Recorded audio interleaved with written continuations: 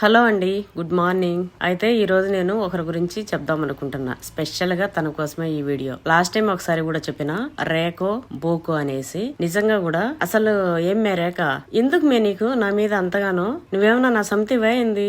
ఊరికే సమితి పోరైపోయింది నీతోని. ఈ అమ్మ నా అక్క లేసిందంటే జోక్స్ ఎక్కువైపోతున్నాయి. నీ జోక్స్ ఇంకా ఆపుకోలేకపోతున్నా. నీ జోక్స్ అన్ని ఎక్కువైపోయినాయి, ఇంకా ఆపేసి. అయితే ఎక్కువ నకరాలు చేసినావు అనుకో, నీ నరాలు బీకి మైసం మెల్లేస్తా.